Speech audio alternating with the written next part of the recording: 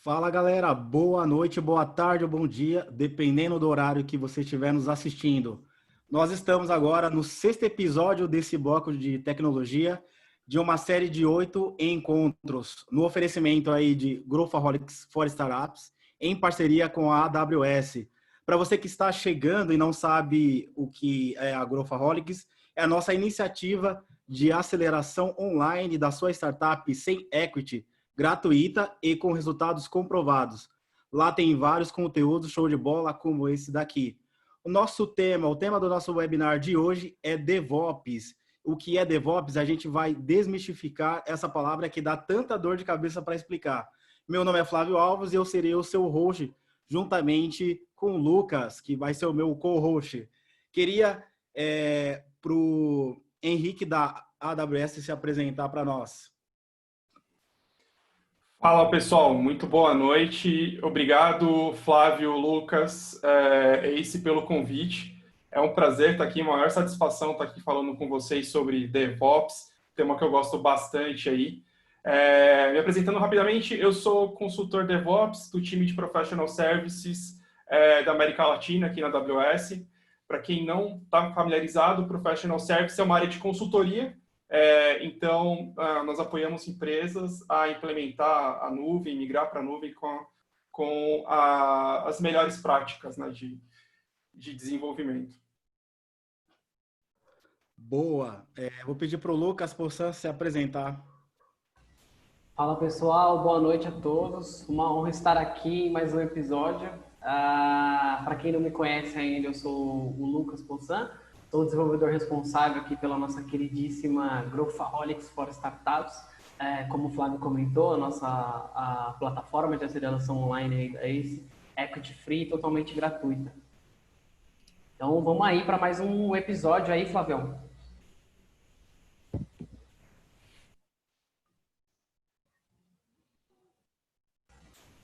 Você tá mudo, cara?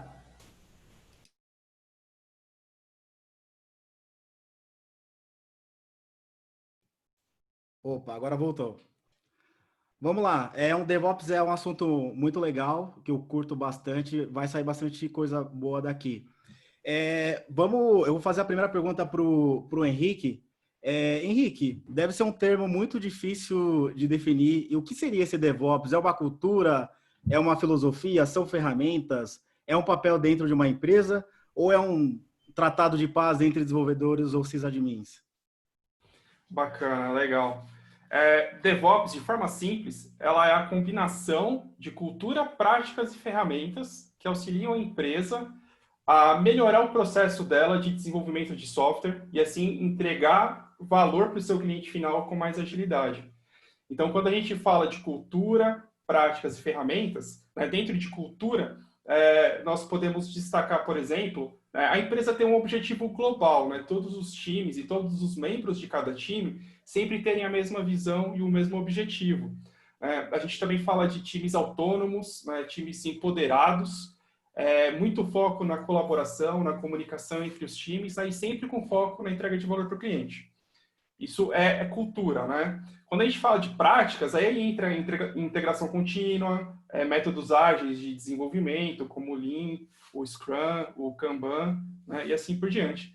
E por último, ferramentas, e aí eu deixo por último, porque o pessoal sempre deixa ele em primeiro, né? É aí que entra infraestrutura como código, pipeline de entrega contínua e toda a parafernália que a gente utiliza para entregar valor para o nosso cliente. Então, são esses três pilares aí do DevOps, né? Cultura, práticas e ferramentas. Boa. E é engraçado que é um termo que nasceu lá em 2009, né? E mesmo assim, hoje em dia, as pessoas têm muita dificuldade de explicar esse termo, mas show de bola. E aí, eu queria fazer a segunda pergunta, já aproveitando.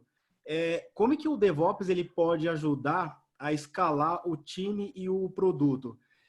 Como eu falei, é um termo de 2009, não é um termo tão novo assim, né? Já que as coisas em tecnologia acabam mudando muito rápido. E aí eu queria saber, com a sua experiência, né? Quais são os maiores benefícios que as startups elas conseguem retirar quando elas implementam DevOps nos seus times? Legal. Uma resposta curta para essa pergunta é por empoderar os times para que eles tenham autonomia de levar o código deles do ambiente de desenvolvimento, da máquina deles, para as mãos do cliente de forma rápida e efetivamente com autonomia, né? Sem depender de outros times. Eu acho interessante a gente lembrar qual o problema que o DevOps resolve em si, né? Se a gente parar para lembrar como que as organizações elas estavam estruturadas e algumas ainda estão, né, a gente lembra que elas geralmente elas são departamentalizadas, né? E aí tem os famosos silos, né? Então as empresas são divididas por especialidade. Então dentro da área de TI você tem o desenvolvedor, tem o DBA, tem o pessoal de infra, de segurança e assim por diante. Isso causa aquilo que a gente chama de conflito crônico, né? Porque cada departamento tem os seus próprios objetivos. Enquanto a área de desenvolvimento ela é focada em entregar inovação, né? Entregar novas funcionalidades para o cliente final, a parte de infraestrutura, quem trabalha com infra, a meta deles, né? O objetivo deles é manter o sistema o mais estável possível. E aí, quando o desenvolvedor quer fazer mudança no ambiente, toda mudança gera risco operacional. Então, de um lado, você tem os desenvolvedores que querem fazer mudanças constantes no ambiente, do outro lado, você tem um time de operações que não quer de jeito nenhum fazer mudança para manter o ambiente estável. Então, com o DevOps, com as práticas de cultura, processos e ferramentas, nós conseguimos mudar a forma da empresa trabalhar, né, para que eles tenham efetivamente o objetivo único, né? Ao invés de cada um olhar para os seus próprios milestones ali, né? Muitas empresas, por exemplo, né, elas definem que o bônus no final do ano, né, para um determinado time vai ser relacionado à quantidade de features que ele entregar, né? E aí o time de operações, o bônus deles é se tiver menos indisponibilidade. Então imagina a guerra que é mesmo, ela envolve grana. Então, é muito prejudicial quando a cultura da empresa, nesse aspecto, joga contra a inovação, joga contra as boas práticas DevOps, né? Então, a gente tem que lembrar que a gente sempre tem que entregar valor para o cliente, né? O foco do DevOps é sempre esse, entregar valor para o cliente sem atrito, com com a melhor velocidade possível, né? Quando a gente pensa nos métodos de desenvolvimento, os métodos ágeis de desenvolvimento, como o Scrum, e qualquer outro método ágil, eles já resolveram boa parte do problema, né? Então, você já consegue priorizar de forma adequada o seu backlog, você consegue manter um ritmo, né, uma cadência constante ali de entrega, né, de desenvolvimento com o time box da sprint, né? Mas acontece o problema que a gente chama de problema da última milha, né? Você desenvolve muito bem, você prioriza da forma adequada, você usa ali o Kanban para conseguir quebrar em pequenos blocos de desenvolvimento, mas quando que você move, né, o seu cardzinho ali, o seu post-it da coluna doing para done, né? Teoricamente, e o correto seria você mover ali para done só quando o seu código está na mão do cliente, o seu cliente está usando, né? Você não vai falar que a sua atividade está pronta, só falta testar, ou está pronta, só falta colocar em produção. Está pronta, está em produção, seu cliente está usando, né? Então, quando você utiliza as práticas DevOps junto com métodos ágeis, né, você consegue dar essa autonomia para que os desenvolvedores consigam, né, sem atrito nenhum, sem depender de outros times, entregar o valor para o cliente efetivamente de ponta a ponta, né? Ele desenvolveu, vai rodar a esteira, e, né, dando tudo certo, ali passando por todos os testes, o seu cliente pode começar a utilizar aquilo em poucos minutos. Interessante, muito bom. Era engraçado que antigamente era um deploy por mês, né? E era aquela dor de cabeça, né? Porque várias features, imagine só, features de um mês sendo desenvolvidas, aí você faz o deploy, tinha que fazer de madrugada, então era um problemão. E o DevOps aí veio para ajudar a gente nesse sentido. Lucas, pergunta para você. Eu lembro que em algum momento nós precisamos implementar algumas práticas de DevOps dentro da ACE. Eu gostaria que você comentasse como é que foi essa implementação de algumas ferramentas que automatizaram alguns processos e quais foram os benefícios que a gente acabou colhendo de simples mudanças que a gente fez aí nesse ano para aplicar alguns processos de DevOps. Pô, muito legal. Trazendo um pouco aqui do back office, né, da ACE aqui, de tecnologia. Cara, assim como o Henrique falou, eu como desenvolvedor, eu tinha aquele problema, né? A gente, aqui na ACE, claro, usa métodos ágeis, então a gente tinha a nossa sprint bem definida, tinha as tasks bem definidas, bem priorizadas ali. E aí, pô, chegava durante a sprint, desenvolvia. Aí chegava na review, pô, cadê o código de produção? Cadê o código de produção? Cadê o código de produção? E aí, pum, faltava teste. A gente, como tinha um sistema legado, a gente não tinha tanto teste automatizado, a gente não tinha... os deploys demoravam, como o Flavão falou, é o show do deploy, né? Os deploys acabavam demorando muito tempo, a gente não tinha aquela confiança toda de fazer um deploy com uma funcionalidade totalmente testada. Então, a partir do momento que a gente começou a olhar com mais carinho para isso, né, a gente falou, não, calma aí, né, vamos trazer um pouco mais de agilidade, vamos trazer um pouco mais de confiança na entrega do software. A gente, como tem um time reduzido, né, a gente acabou indo atrás de ferramentas para tirar do nosso dia a dia todo esse cuidado que a gente tinha do Ops, né? De trabalhar com a infraestrutura, de realmente ter que cuidar tanto da infraestrutura, de ter que olhar ali, demorar 2 horas para fazer um deploy e tudo mais. Não, a gente precisava automatizar os processos, a gente precisava trazer mais agilidade para o deploy.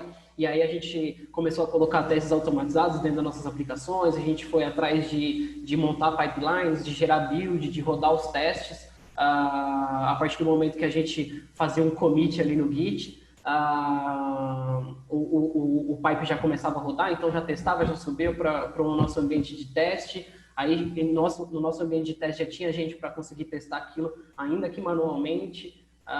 Então, assim, os benefícios que a gente teve, depois que a gente teve tudo isso, a gente conseguiu sair desse limbo de toda a sprint, a gente não conseguir entregar as features, né? Porque, como o Henrique falou, código pronto é realmente código de produção, então a gente não arrastava o último card, e aí a gente começou a passar a arrastar esse card, né? A gente começou a ter os testes, a gente começou a ter mais confiança, a gente reduziu o nosso número de bug, porque a gente começou a ter mais controle sobre tudo que estava tendo, mais confiança sobre tudo que estava tendo, dentro do software, né? Tudo que estava sendo entregue. Então, acho que uma das maiores, os maiores benefícios que a gente teve aí, com certeza, foi a nossa velocidade.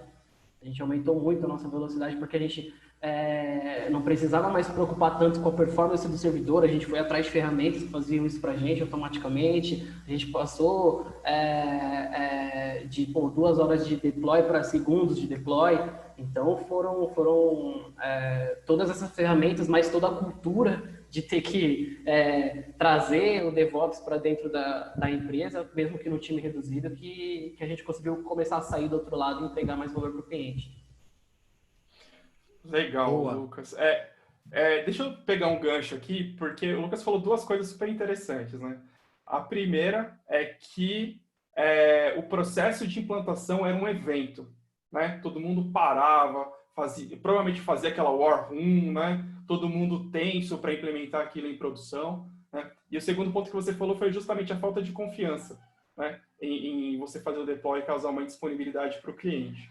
A ideia do DevOps e a ideia de você ter uma esteira é justamente você fazer aquilo com tanta frequência, né, que você fica super confiante naquilo, né? E aí, aplicando práticas do Lean, você sempre vai aprimorar aquilo que você está fazendo, né? Então, se você viu que está demorando um pouquinho mais um teste, você vai lá melhorar ele para a próxima. Se falhou alguma coisa agora no deploy, você já vai corrigir aquilo rapidamente para a próxima não falhar.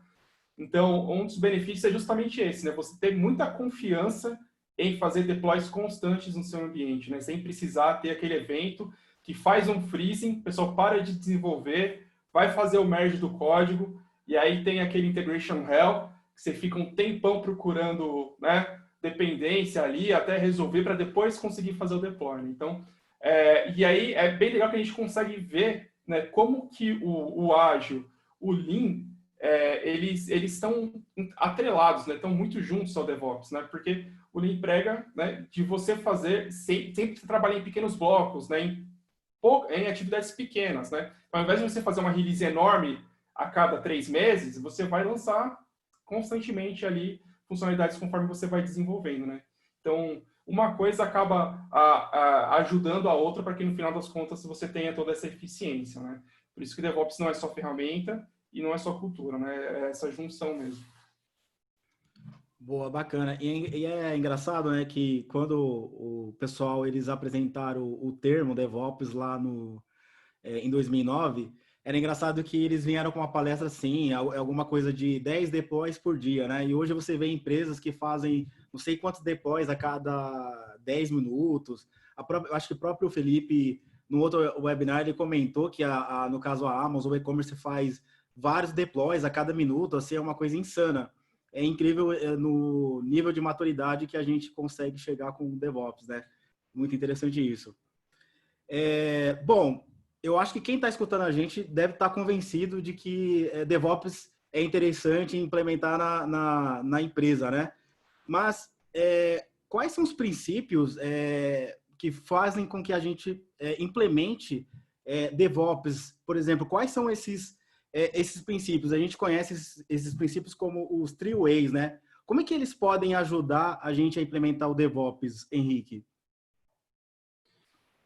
Esse conceito do 3 Ways, ele surgiu lá pelo Gene Kim, né? Ele apresentou esse conceito lá no livro que é bem conhecido, né? o The Phoenix Project. Foi lá onde ele apresentou esse conceito do 3 Ways. Depois ele lançou um livro que detalhava um pouquinho mais, né? Que é o DevOps Handbook, né? O Manual do DevOps. O que são, né? O 3 Ways, ou as 3 maneiras, né? Ele fala que você precisa olhar 3 pilares, né, para você implementar DevOps. Você precisa olhar para o fluxo, seu fluxo no dia a dia, você precisa ter feedback e você precisa ter uma cultura de aprendizado contínuo e experimentação contínua. Então, em resumo, são esses 3 pilares, né, que você tem que trabalhar. Então, por exemplo, quando a gente fala do fluxo, a gente efetivamente está falando da pipeline. Então, a gente está falando do nosso processo de entrega de valor.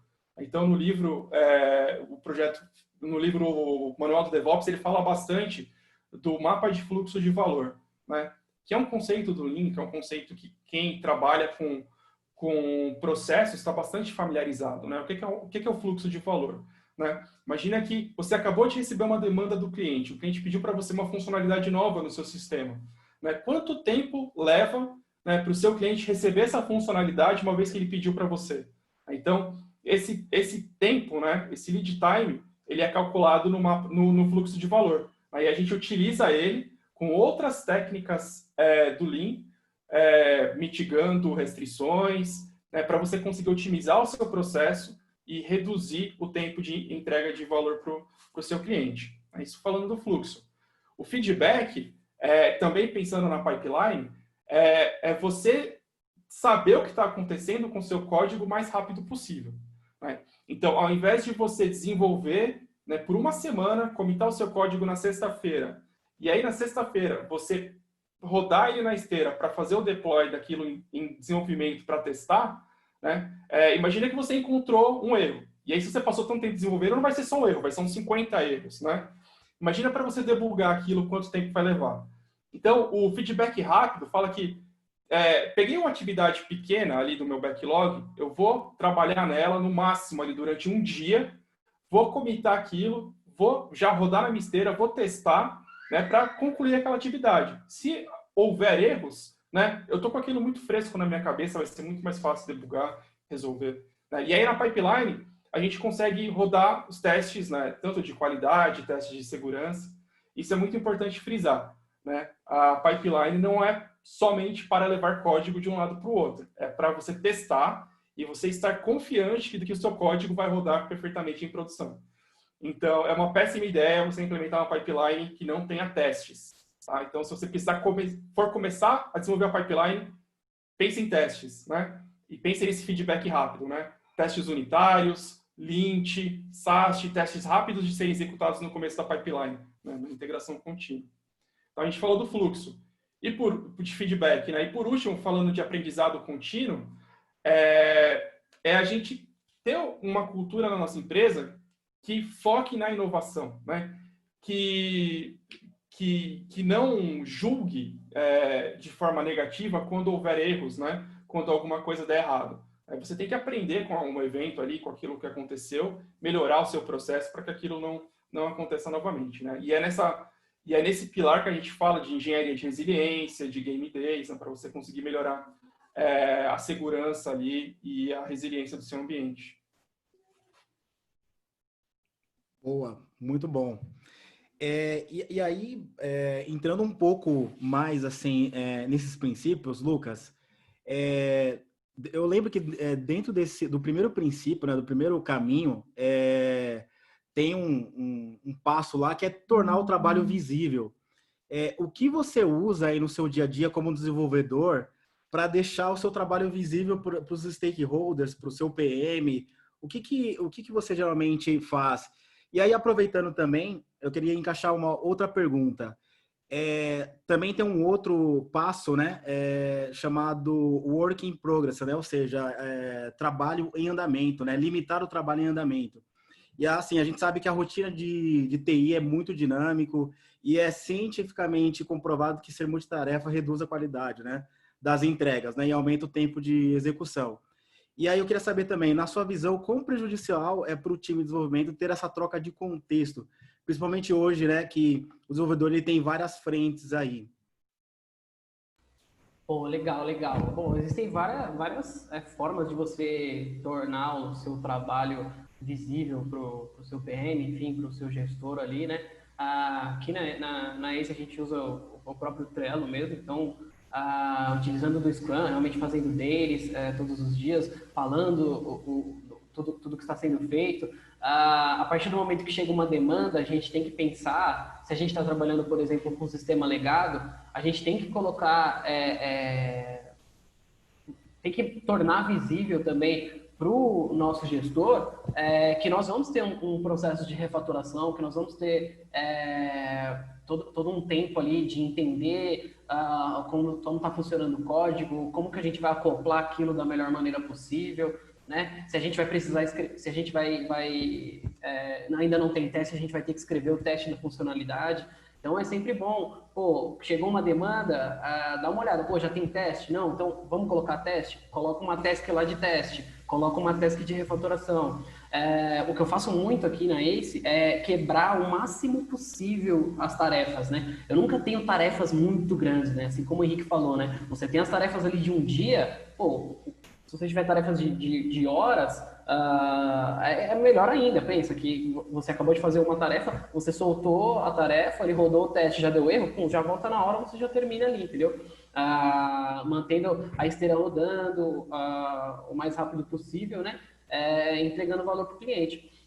Então, eu acho muito legal essa prática de realmente quebrar tudo, quebrar as tasks da melhor maneira possível e tornar isso visível, porque o nosso trabalho aqui, como desenvolvedor, ele não é geralmente tão visível, né? Para a gente entregar uma feature, a gente até comentou em alguns episódios anteriores que, pô, se a gente tem um botão que envia um formulário, tem toda uma estrutura através daquele botão, né? Tem toda uma requisição que ele vai bater, tem todo o código da requisição, como é que ele vai processar esses dados, como é que ele vai armazenar esses dados, como é que ele vai retornar erro, como é que ele vai retornar sucesso, enfim.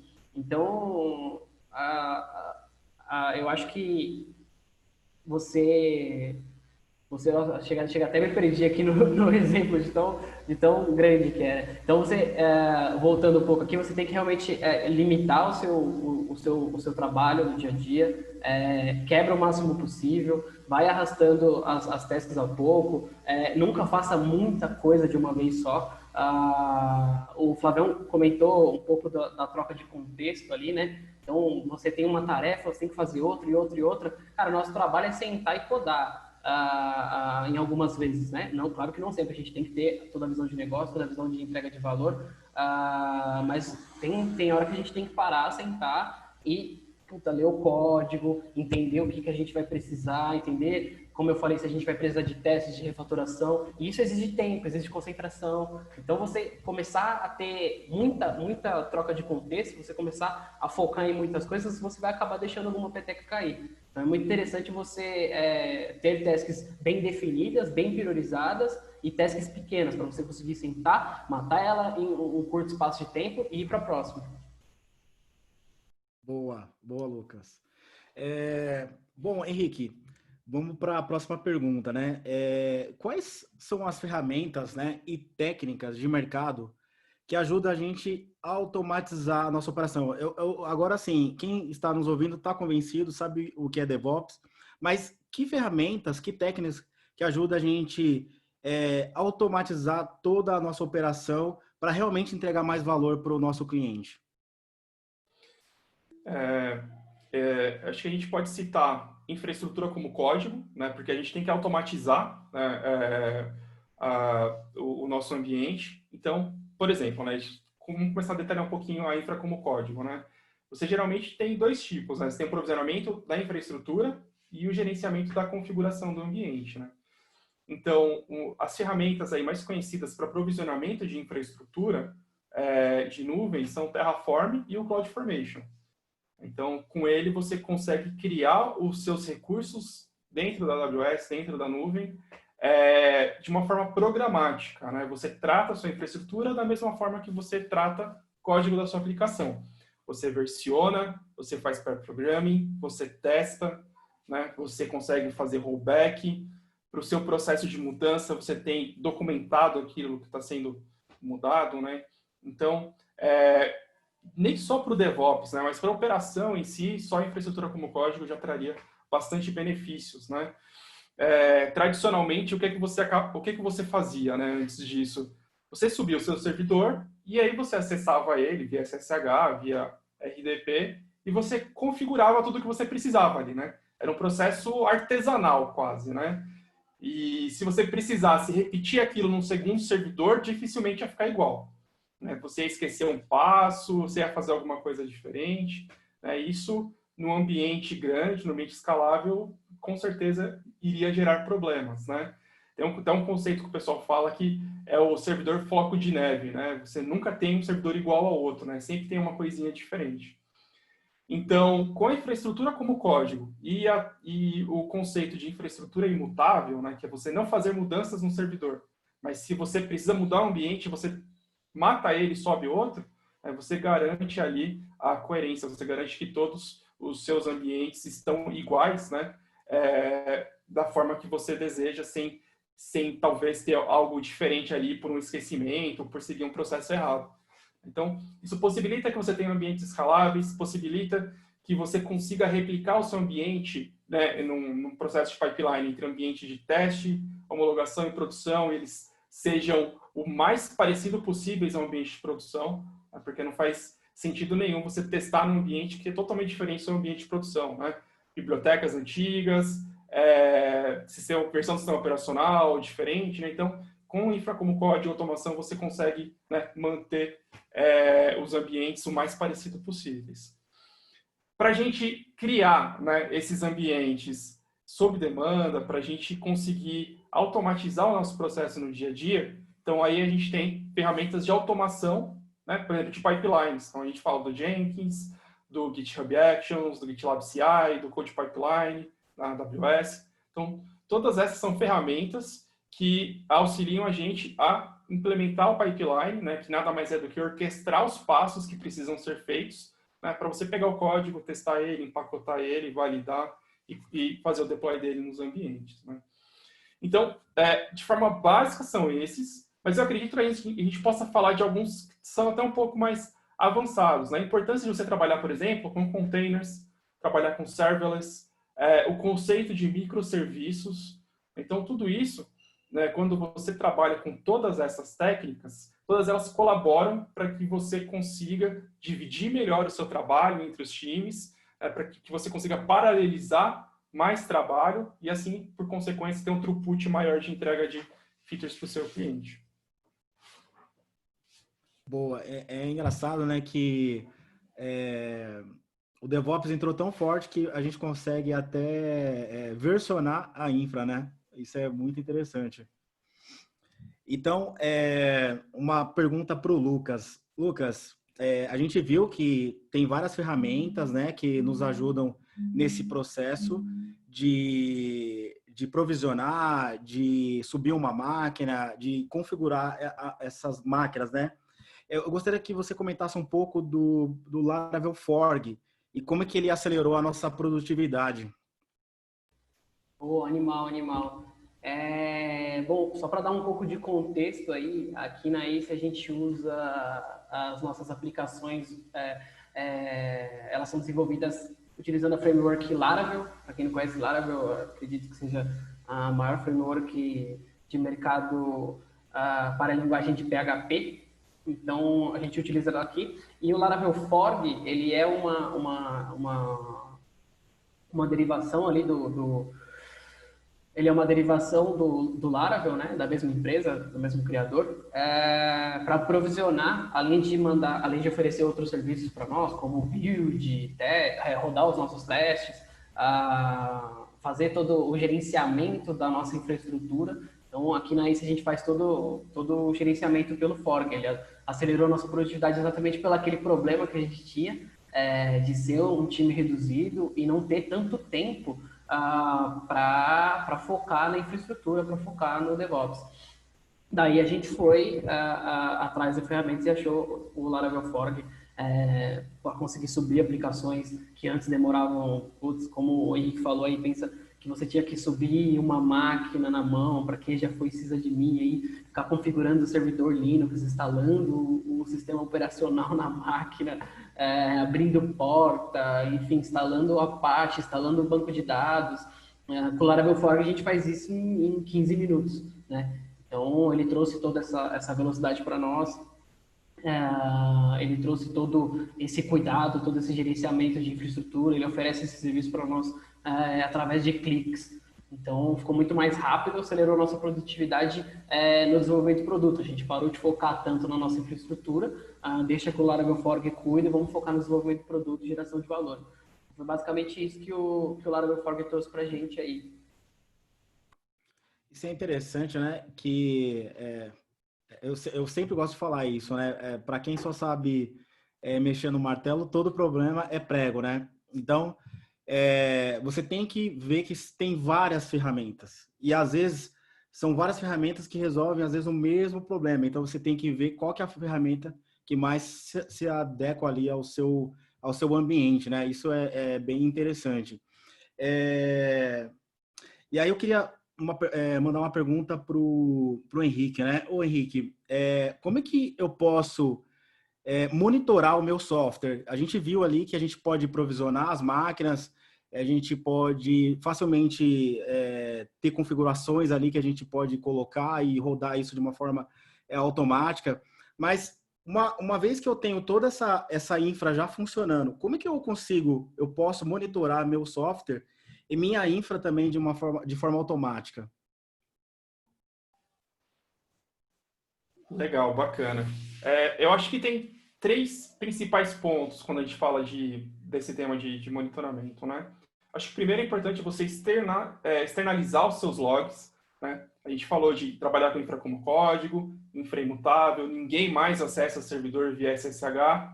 Mas eu preciso fazer um troubleshooting, né? O que é que eu faço? Como que eu vou conseguir debugar ali o erro, né?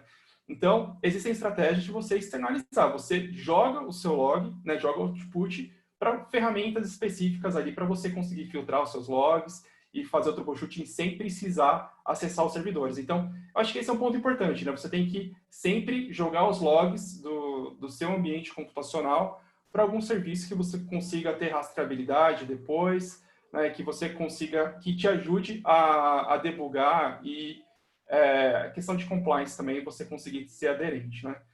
Ferramentas, né? A AWS tem o CloudWatch Logs, né, que você consegue configurar ele no boot da máquina e ele já joga os logs para esse serviço. Né? Tem ferramentas de mercado, como Splunk, por exemplo, né, que são ferramentas específicas para pegar uma pancada muito grande de informações de streaming ali e conseguir lidar com isso e te passar a informação que você precisa para tomada de decisão ali, né? Um outro pilar é efetivamente o monitoramento de infraestrutura, tá? Então, CPU, memória, disco, né? Qual que é a saúde do meu recurso computacional, né? Seja ele um container, seja ele uma EC2, né? Então, nesse cenário, a gente tem o CloudWatch na AWS, tem o Datadog, tem Zabbix, tem outras ferramentas que também nos auxiliam a fazer isso. E por último, e que é muito importante e às vezes é negligenciado, é o monitoramento da aplicação, né? De você conseguir instrumentar a sua aplicação para que quando houver, né, alguma lentidão, algum erro, você conseguir de uma forma mais ágil, mais rápida, identificar onde está o problema e ser mais assertivo no troubleshoot, né? Então, na AWS a gente tem o X-Ray, ferramentas de mercado, que são parceiras da AWS também, inclusive, né? A Dynatrace, New Relic, né? Todas essas são ferramentas que te auxiliam a ter uma visibilidade, né, no nível do código e execução, né, do que está acontecendo ali. Então, eu diria, né, falando de monitoramento, a gente sempre atua nessas 3 frentes. Boa, interessante, né? Monitorar faz parte do aprendizado, né? Você monitora, você tem como ter um feedback e corrigir os erros e não repetir esses erros, né? Cometer esses erros novamente. Então, isso é muito importante. Isso faz parte da cultura DevOps, de tudo que a gente já comentou aqui. Lucas, como convencer... a gente comentou aqui, né? Talvez a pessoa, mas quem precisa ouvir esse webinar não está ouvindo, né? E como é que a gente convence o nosso líder, a diretoria, né? O CEO da empresa, que DevOps é importante, né? Eu lembro que a gente já passou por isso. Quais foram os argumentos que a gente deu para a gente convencer o nosso líder que DevOps é importante, que a gente precisava implantar? Cara, eu lembro, eu lembro bem dessa conversa. A gente começou a fazer reuniões meio que fora de horário ali, de tecnologia, né? Juntou os desenvolvedores, sentou todo mundo e falou: tá, calma aí, vamos melhorar a nossa vida. Como é que a gente deixa a nossa vida melhor? Como é que a gente deixa o nosso processo de desenvolvimento melhor? Como é que a gente como é que a gente eleva a qualidade dos nossos softwares? Como é que a gente começa a realmente ter uma tecnologia competitiva dentro do mercado, né? Eu acho que a gente levou para os nossos gestores a necessidade de refaturação. Eu lembro que a gente tinha muito código legado, a gente gastava muito tempo tendo que arrumar o código, tendo que ler o código. A gente começou a ter muito bug e não sabia de onde estava vindo. Então, a gente começou a trazer a necessidade de ter testes automatizados, porque a gente realmente era um time reduzido. Então, pô, calma lá, não tem ninguém para testar, vamos colocar teste automatizado, né? Acho que com a entrada do Flavão também, quando ele chegou no time, ele trouxe bastante esse know-how já. Então, pô, vamos automatizar teste, vamos diminuir nossos bugs, vamos aumentar nossa velocidade. Eu lembro de um ponto interessantíssimo que a gente tinha, que era a gente gastava muito tempo com a infraestrutura, com todo esse processo de pegar o nosso código e levar até o cliente, que nem eu havia falado, né? A gente não conseguia arrastar aquele card, e aí a gente começou a trazer solução para isso, né? Então, pô, a gente precisa entregar esses valores, a gente não pode ter todo esse tempo, a gente gasta muito tempo focando em tomar cuidado com infra, em gestão da nossa infra, em gestão do nosso software. A gente podia estar focando em geração de valor.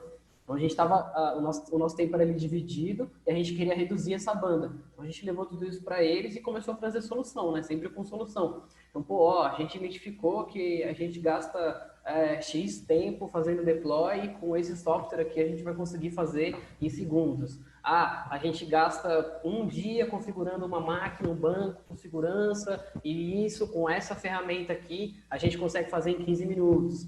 E tudo isso a gente só vai conseguir fazer se a gente separar um pouco de banda, se a gente implementar na cultura, se a gente começar a rodar testes, se a gente ter um ambiente de teste. a gente tem que ter banda para começar a desenvolver isso, porque a longo prazo isso vai nos ajudar futuramente a entregar mais valor, né? Então foi todos esses pontos que a gente foi levando ao longo, acho que dos últimos 6 meses até, né? A gente fez um roadmap que a gente batizou de arrumando a casa. Nossa casa estava bagunçada, a gente parou e falou, peraí, vamos arrumar a casa, né? Vamos arrumar o nosso processo, vamos ter todos esses feedbacks, né? O three ways que a gente fez naturalmente ali, na época eu nem conhecia, a gente acabou fazendo naturalmente. Então foi basicamente isso aí, diminuir o nosso tempo pensando nos problemas, realmente resolve os problemas e agora a gente, com menos problemas, consegue entregar mais valor para o usuário. Foi basicamente isso aí. Foram noites posteriores, noites melhores dormidas, né? A gente Depois que tinha até arrumou o processo, né? tinha uma métrica aqui, é uma curiosidade, tinha uma métrica de noite sem dormir. Aí essa Nossa, métrica a né? gente conseguiu reduzir isso aí para negativo. É engraçado, né? Que a gente comentou no começo que a preocupação do desenvolvedor é fazer feature, desenvolver e entregar para o cliente, né? Aí a operação tem a responsabilidade, a preocupação de deixar tudo estável, né? Então, olha, é um conflito interessante aí que o DevOps ele veio para resolver, né? E é isso, né? O DevOps ele é também uma troca da forma como você pensa. Eu acho que mindset, novas ferramentas, né? E novas técnicas, novos skills que você tem que ter. Então, eu acho que tudo isso em conjunto a gente consegue ter o DevOps. E, Henrique, eu vi que você tinha mostrado um slide para a gente. Você quer mostrar ele para mostrar como que Opa, funcionaria um pipe, alguma coisa do tipo? claro, bacana, legal. Eu acho que eu consigo até ir comentando um pouquinho mais, entrando um pouquinho a fundo em cada uma das partes da pipeline aqui. Deixa eu compartilhar minha tela.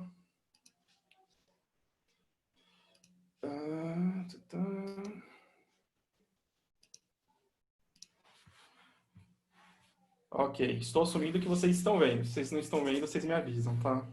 Então, de Ok. forma bem resumida primeiro, né? O que é um pipeline, né? Quais são os principais passos da pipeline? Então, você tem, né, o source, que é onde você armazena seu código, é o seu Git, por exemplo.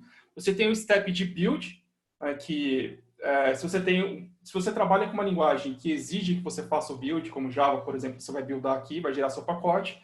Se não, ou você trabalha com container, você vai gerar a sua imagem de container aqui nesse step, né? Tem o estágio de teste, que é importante, tem que ter na pipeline. Por favor, não faça pipeline sem testes. E depois o deploy, né? Então, a gente divide ele em continuous integration e continuous delivery ou continuous deployment. Então, o primeiro pedaço da pipeline, e que eu considero mais importante, é o continuous integration.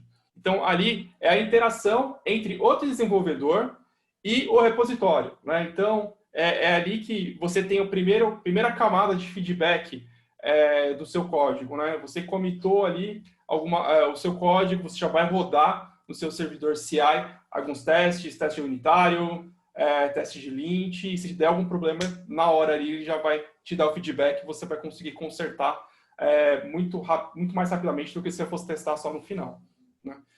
E aí você tem o build e você tem, em alguns sentidos, você faz teste, né? E tem testes que você faz depois no estágio de continuous deployment. Testes rápidos você traz para o continuous integration, testes mais demorados você joga ele mais para frente, né? Então, o continuous delivery é quando você pega o código saindo da integração contínua, né? Você pega o seu pacote ali, sua imagem de container, o que seja, né? E prepara ela já para a implementação, né? no ambiente produtivo, por exemplo, né? No Continuous Delivery, você tem um stage, né? Você tem um gate, tem um portão ali, uma barreira, que alguém tem que aprovar, alguém tem que falar, ok, eu estou aprovando que isso vai em produção. Pode ser por motivos técnicos, pode ser por motivos de marketing, que você vai esperar sair a propaganda na internet tal dia para você lançar, por exemplo, né? E aí você tem o Continuous Deployment, que é o estado da arte, né? Que é quando você consegue commitar o seu código. Geralmente você trabalha com trunk based, trabalha com feature flags, né? Você trabalha com várias técnicas que possibilitam que a cada commit pequeno que você faça no seu repositório, ele vá para a produção, né? Não necessariamente ele sejam funcionalidades novas que o seu cliente vê. Você pode fazer commits, o seu código entra em produção, mas você ainda não lançou a funcionalidade em si, né? Você só está validando que o seu código é operacional, né? E aí, com o conceito de feature flags, por exemplo, você, numa console, você habilita aquela funcionalidade rapidamente, ela passa a aparecer ali para o seu cliente final, né? Esse é o processo de deploy mais seguro que existe, né? Porque o código já está em produção. Você só habilita a funcionalidade. E se houver algum problema, você só desabilita. Você não precisa fazer o deploy de novo de uma nova infraestrutura, né? Então, deixa eu entrar um pouquinho no detalhe aqui de como que seria esse pipeline. Se nós não tivermos tempo, vocês me interrompem, tá? Eu vou mandando ver aqui, tá bom? Não, pode mandar ver. Legal. Então, o primeiro passo de um processo de pipeline, né, o desenvolvedor está lá escrevendo código, né? Pegou o cardzinho dele, da tarefa no Kanban e começou a desenvolver, né? Terminei de desenvolver, vou fazer o push do meu código. O que eu tenho que fazer primeiro? Fazer o pull do meu código, né? Eu vou pegar o código que está no repositório, vou sincar ele com o meu repositório local, porque você dificilmente trabalha sozinho, você trabalha num time. Você tem outros devs ali trabalhando, às vezes, na mesma branch que você. Então, antes de você subir o seu código e pegar problemas de merge lá na frente, faz o pull já, né? Sinca o seu código localmente, resolve os conflitos que tem ali. Então, esse é o primeiro passo ali do CI. Depois disso, né, você pode compilar e rodar testes localmente. Né? Você não precisa esperar começar a rodar a pipeline para você validar algumas coisas que você consegue validar localmente. Né? O Git tem o conceito de client-side hooks, né? Você consegue configurar para que você execute ações assim que você faz um commit ou assim que você faz um push, né? E é o feedback mais rápido possível que você consegue. Então, eu dei um commit, eu posso rodar um comando que compila. Ah, quebrou, não está compilando. Putz, ó, já sei que tem um problema aqui, recebi o feedback, vou consertar. Né? Eu nem comecei a rodar pipeline, já estou recebendo feedback aqui que tem alguma coisa errada, é algum teste que falhou, né? Pode ser teste unitário que eu tenho que resolver aqui. Deu certo os testes, rodei os testes unitários, compilei localmente, vi que está bacana. Aí eu faço push do meu código para o meu repositório. E aí o meu código está lá, na minha branch. Oi, Henrique. Só dando um contexto legal aqui. Olha que interessante, né? Antes do DevOps, a gente tinha só o cara que realmente escrevia o código ali e não se preocupava com teste, não se preocupava com versionamento, não se preocupava com todos esses quesitos, só embrulhava o pacote ali, jogava por cima do muro, e a galera de operações, a galera que cuidava de infra, que ia ter que descobrir o que era, descobrir como é que implementar isso dentro do servidor, como é que entregava tudo isso para o cliente, né? Olha só o que a gente trouxe com o DevOps, com cultura ágil, para um único cara, né? Para um único desenvolvedor. Então, o próprio desenvolvedor ali, ele já pega o código, ele já testa o código dentro dele ali, e tudo com essas ferramentas que tanto a cultura quanto as ferramentas, né, que é o conjunto do DevOps traz para a gente, né? Olha que interessante. Não, sem dúvida. Aqui a gente está empoderando o time, né? A gente está fazendo com que ele seja autossuficiente, né? Com que ele consiga seguir com as atividades dele sem depender de outros times. Porque nesse cenário que você comentou, imagina, né? E às vezes você gerou seu pacote de instalação, abriu um ticket para o time de operações que tem um SLA para ser atendido, que vai esperar chegar ali o momento da sua fila, vai pegar o seu ticket para atender, vai olhar, muitas vezes não tem a documentação adequada, vai tentar fazer, vai falhar, vai retornar um comentário para você no ticket, para você, sei lá, 2 dias depois ver, né? Vai ter outra fila para você ver. Então, olha como isso impacta o lead time, né? O tempo de entrega de valor para o seu cliente. Então, quando você acaba com essas barreiras, você possibilita que o próprio desenvolvedor tenha essa autonomia, você agiliza muito, né, o seu processo de desenvolvimento, o seu processo de entrega de valor para o cliente. Então, seguindo aqui, uma vez que o repositório aceitou o meu commit ali, ele triga, né, ele starta a minha pipeline. Então, aqui no mundo da AWS, né, no meu repositório aqui, eu posso usar o code commit, e na minha pipeline eu posso usar o code pipeline. Então, trigou minha pipeline vai começar a executar. Primeiro passo, testes de qualidade, né? Por exemplo, então aqui você vai rodar os testes do seu Sonar, você vai rodar testes unitários, porque se o cara não rodou localmente, você vai pegar ali. Você vai rodar testes estáticos, né, o SAST. Então, você vai verificar se, por exemplo, o lint do código. Você vai fazer alguns testes de segurança, inclusive, que é o próximo passo, né? Pode fazer alguns testes de segurança aqui, como, por exemplo, testes de dependência, né? Muitas vezes a gente desenvolve com bibliotecas de terceiros. E aí tem um dado de que, muitas vezes, 90% do código da nossa aplicação é código de terceiros. Não são código que nós desenvolvemos. É código que a gente vai importando, né? Biblioteca que a gente vai utilizando. Muitas vezes são bibliotecas open source que tem problemas de segurança, né? Então é importante a gente saber disso e pegar na nossa pipeline. Então, você ter uma ferramenta ali, um teste de SAST voltado para a segurança, né, vai permitir que você pegue, né, esses problemas de segurança de dependência, por exemplo, né? Ou talvez, né, quem nunca colocou lá o Access Key Secret Key no código, comitou no GitHub e aí invadiram tua conta e começaram a minerar Bitcoin lá, né? Então, tem ferramentas que você utiliza nessa etapa de testes que, se alguém chumbou uma credencial lá, sua pipeline vai quebrar, vai alertar que tem um problema, né? O código não vai para frente, aquilo não vai em produção. Então, são testes rápidos, né, para a gente executar na nossa pipeline constantemente. Depois disso, a gente vai buildar, né, vai gerar o nosso pacote, vai criar a nossa imagem de container, e vai fazer o punch ali, no caso de uma imagem de container, para um repositório, para o registry, né? No caso da AWS, o ECR. Esse é o Continuous Integration, né? O interessante é que, por exemplo, se você trabalha com uma estratégia de branch Git Flow, né, que você tem um monte de branches ali, você consegue rodar o processo de CI para as feature branches, para toda branch que você cria, né? Então, você tem lá vários desenvolvedores trabalhando em várias branches paralelas, cada uma com o seu processo de CI rodando de forma independente. E aí, com o CI, você tem um feedback rápido, né, durante todo o tempo. Você não vai só testar, só vai pegar esses problemas lá na frente, no fim da sprint, ou quando você for testar aquilo no ambiente de QA. Você está pegando aquilo a cada punch de código que você dá. Né? E aí, se você pegar boas práticas do Extreme Programming, por exemplo, que é super radical também, eles falam que você tem que commitar a cada 15 linhas de código. Então, imagina, a cada 15 linhas de código, você commitar teu código e submeter ele a passar por esse teste. Por isso que chama Extreme, né? Realmente pesado. Mas a gente pode, né, pegar como uma prática aí, né, fazer commits várias vezes ao dia, né? Lucas, você ia comentar alguma coisa? Eu vi que... eu ia falar mais uma vez da segurança que isso traz, né? A gente tinha, como eu havia falado, né? Bom, a gente não tinha aquela segurança de mandar o código para produção, e olha o tanto de etapa que a gente tem automática que nos dá esses erros, né? Que nos dá o que tem de errado, se tem algum problema de segurança, enfim, reforçando ainda mais a cultura do DevOps e as ferramentas que a gente tem para usar, e deixar para a galera aí, ó, todo mundo tatuar DevOps no peito.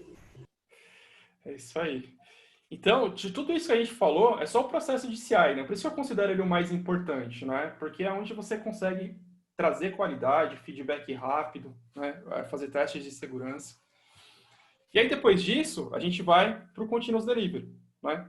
Então, uma vez que eu tenho a minha imagem do container lá no repositório, um próximo passo para iniciar o processo de Continuous Delivery é eu sensibilizar uma etapa, e aí, no mundo do AWS, a gente tem o Code Deploy, né? Que ele faz o deploy dessa imagem num cluster, aqui, por exemplo, nesse exemplo, era um cluster ECS, né? Um Fargate. Então, junto com o Code Pipeline, com o Code Deploy, eu consigo, de forma bem simples, fazer até uma estratégia de Rolling Deploy, Blue Green, né, para fazer deploy com segurança nos meus ambientes. Então aqui, por exemplo, eu fiz deploy no meu ambiente de dev, posso fazer mais testes, né? Então, por exemplo, uma vez que eu fiz o deploy aqui, meu código está rodando nesse servidor, eu posso fazer um teste com Selenium, por exemplo, né? Um teste de interface, algo que exija que a minha aplicação esteja rodando, né, para testar. Pode ou não ter, né, aprovação manual ali, o gate, né? Depois deploy no ambiente de QA, né? E aí tudo vai do nível de maturidade da empresa. Empresas que já conseguiram automatizar muito teste, e tem empresas que ainda estão no processo de descobrir, né, como que se automatiza testes, né? Então, você tem uma área de QA que vai fazer os testes, né? Então, você consegue automatizar até esse ponto, o time de QA vai fazer os testes, depois ele pode dar OK numa ferramenta ou num workflow que siga o processo, né? E aí, por último, né, você tem o deploy daquilo em produção. E aí, quando você trabalha com a infra como código, né, você definiu essa infraestrutura uma vez só na sua infraestrutura com código. E ele vai usar, a pipeline vai usar esse código em todos os estágios, né, em dev, stage e produção. O mesmo código mudando apenas variáveis ali, né? Qual que é a conta da AWS para fazer o deploy, ou quantidade de servidores, tamanho da instância, assim por diante. Então, a gente englobando todas as práticas que a gente falou aqui, acho que uma hora que a gente está falando, a gente consegue chegar nisso, né? Então, cultura, né? Você aplicar o Lean no dia a dia, né? Kanban, métodos ágeis de desenvolvimento, trabalhar em pequenos lotes, comitar com frequência, fazer teste cedo, ter um feedback cedo, né? Através da pipeline infra como código, você conseguir provisionar os seus ambientes de teste, homologação e fazer o deploy do seu ambiente produtivo de forma automatizada e com um padrão ali que a infra como código te possibilita. Legal? E aí, como resultado, você tem maior confiança, né? Você faz deploys constantes, você não faz só uma vez por mês ou só na entrega da release. Então, você pode fazer deploy 10 vezes por dia, 20, 50 vezes por dia, né? Que você sabe que o resultado vai ser o esperado, você já testou muito no CI, no ambiente de dev, no ambiente de homologação. Então, você vai com confiança de que você não vai causar indisponibilidade e vai afetar a experiência do seu cliente no deploy. Uma verdadeira aula, hein? Olha só, muito interessante. E é engraçado, assim, que tudo isso, no final, é para a gente poder inovar mais rápido, gerar valor mais rápido para o nosso cliente, né? Ter mais competitividade. Então, assim, eu sempre gosto de pensar em qual problema que tal tecnologia, tal ferramenta, ela veio para resolver, né? Então, quando a gente olha todo esse pipeline, tudo bonitinho, tudo funcionando, a gente vê que, no final das contas, o importante é o cliente ter a sua funcionalidade o mais rápido possível, você inovar de uma forma mais rápida, porque o mercado cada vez é mais competitivo e a gente precisa ter mais velocidade, né? E tudo converge, né? DevOps não por si só uma invenção do nada, né? Ele pegou muitas coisas do ágil, então muitas coisas ali se conversam, então você não vai usar uma coisa isolada, você vai usar basicamente ali tudo e no final você vai ter cultura, filosofia, ferramentas, um monte de coisa ali que vai te ajudar a inovar no final. A startup, né, ela precisa inovar muito rápido. Muito bom. Bom, para a gente finalizar, eu queria perguntar aí pro Lucas, quais são as dicas que não estão nos livros?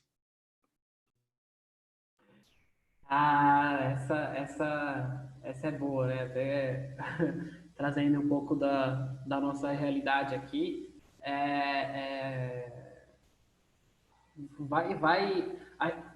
A gente falou muito aqui de confiança, a gente falou muito aqui de pipe, falou muito aqui enfim, estado da arte, mas como eu falei, cara, acho que até dei essa dica também em alguns webinars anteriores.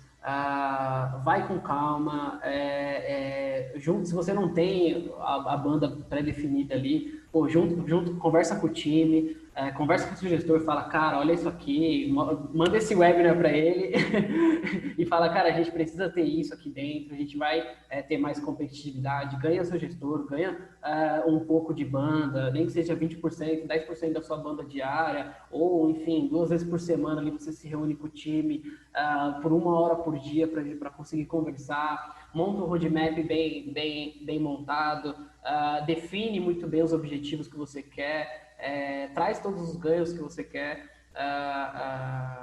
porque se você não conseguir passar isso para o seu gestor, se você não conseguir visualizar todo esse código, como eu falei, o nosso trabalho nem sempre é visível, a maior parte dele não é visível. Então, quanto mais você conseguir mostrar os benefícios de ter essa cultura toda dentro da sua empresa, enfim, ganho para os dois lados, tanto para facilitar a sua vida como desenvolvedor, como CTO de uma startup, até a vida do negócio, realmente se tornar mais competitivo, inovar mais rápido, enfim.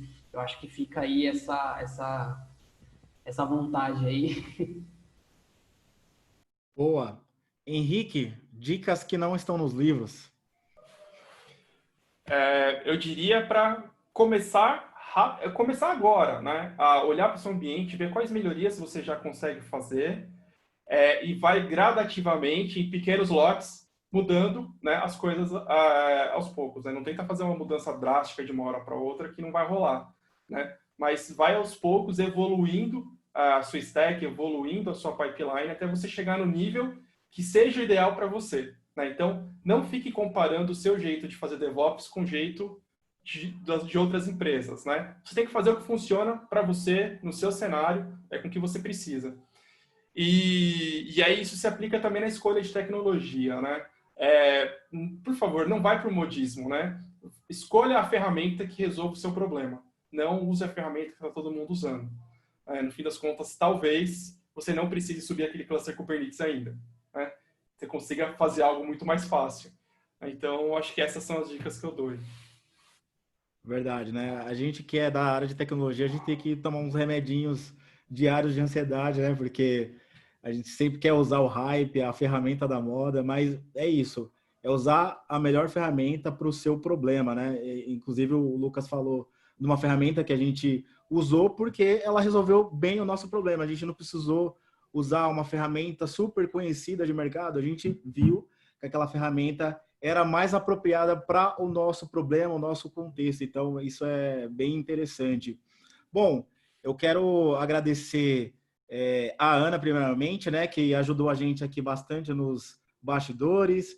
Quero agradecer Lucas Poçan por ter nos ajudado aí. Agradecer também o Henrique Bueno, super convidado especial aí, que clarificou bastante coisa aí, principalmente nos slides ali.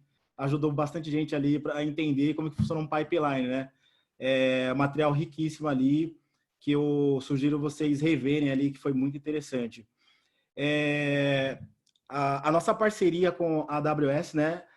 Para as startups que ingressam na plataforma, a gente tem uma promoção, né? A AWS, ela tem uma promoção de $500 em serviços da AWS, ó. $5.000, né? $5.000, eu acho. $5.000. $5.000. E $5.000 dá para fazer bastante coisa, hein? Se usar um service lá, ó, vai ficar legal. A gente falou bastante sobre serverless no webinar anterior.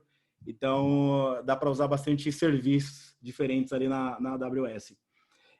Eu vou compartilhar aqui o slide com o nosso próximo encontro, né? A gente vai falar de APIs. O Sullivan Santiago volta a intermediar. Eu vou estar comentando sobre APIs e na Amazon vai ter o Thiago Moraes, Manager Solutions Architectures na AWS. Pessoal, obrigado aí pela presença de vocês.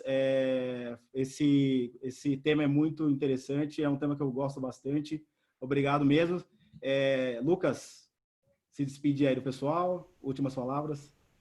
Muito obrigado aí a todos que nos acompanharam até agora. Realmente, como o Flavão falou, é um tema muito, muito interessante. A gente vê todo o carinho que a gente tem que ter quando se trata do time de desenvolvimento, se trata da tecnologia da empresa. É um meio que traz muito resultado, né? Então, pô, é uma honra estar aqui participando de mais um webinar falando de tecnologia mais uma vez, tentando diminuir aí esse estigma de que tecnologia é só para técnicos e não, acho que todo mundo tem que saber um pouco, tem que saber como funciona para aumentar essa cultura e realmente gerar mais valor, gerar mais inovação para o mercado. Então, muito obrigado aí mais uma vez pela oportunidade. Henrique. Flávio, Lucas, Ana, muito obrigado pelo convite. Satisfação enorme fazer parte dessa iniciativa, junto com a AWS. Realmente espero que tenha sido de proveito, que tenha conseguido dar um norte aí acerca do que é DevOps, quais são os benefícios. Fiquem à vontade para entrar em contato comigo, meu e-mail é buenoh@amazon.com. Redes sociais, LinkedIn, Twitter, podem ficar à vontade que eu vou ter o maior prazer em ajudar vocês, ok? Obrigado, pessoal. Boa. Brigadão, pessoal. Esperamos vocês no próximo webinar, na próxima semana, na próxima segunda-feira, no mesmo horário, às 19h30. E é isso aí. Obrigado aí. Abraços. Tchau, tchau. Até a próxima.